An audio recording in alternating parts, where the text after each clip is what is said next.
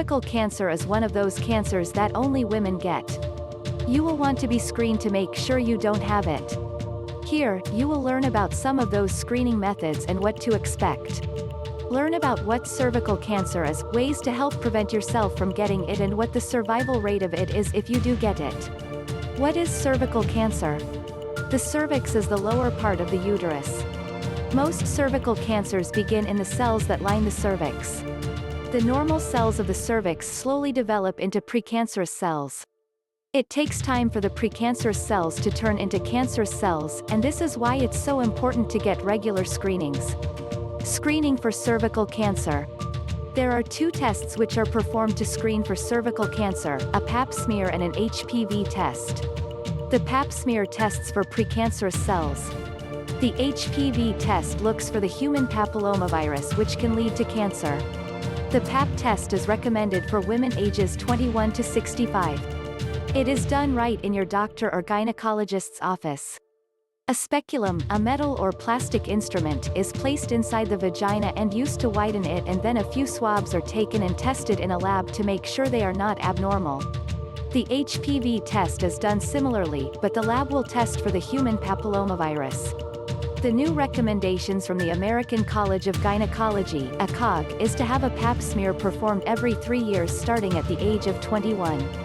If you are at higher risk, meaning you have had precancerous cells in a prior test, then your doctor will recommend more frequent screenings. The Pap test is the most accurate screening test there is for cervical cancer. It does not detect any other gynecological cancers, though, so for any abnormal symptoms you should see your doctor. Aside from regular screenings, you want to make sure you're doing all you can to prevent yourself from getting cervical cancer. How to prevent cervical cancer? Getting screened is the most important thing you can do in preventing cervical cancer. However, beyond that, there are some other things you can do as well. Since HPV can cause cervical cancer, getting the HPV vaccine will help prevent you from getting cervical cancer.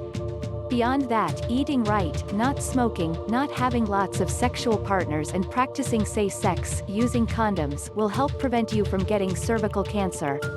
HPV is a sexually transmitted disease.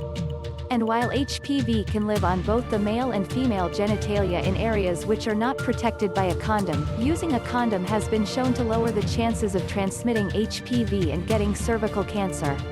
All of these steps will help prevent you from getting cervical cancer. Getting cervical cancer.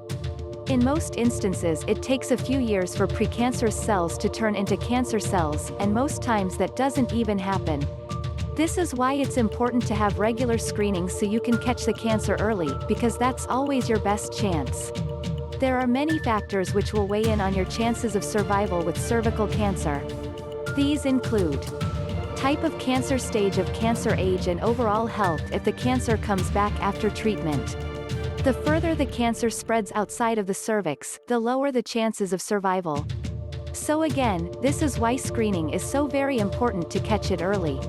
It is completely reasonable to assume that you will survive 5 years or more after being diagnosed with cervical cancer. If you find this video useful, I encourage you to subscribe so that you can get notified when I post new videos. Thanks for the nice comments, likes, and shares. Share this video with others. Thanks for watching.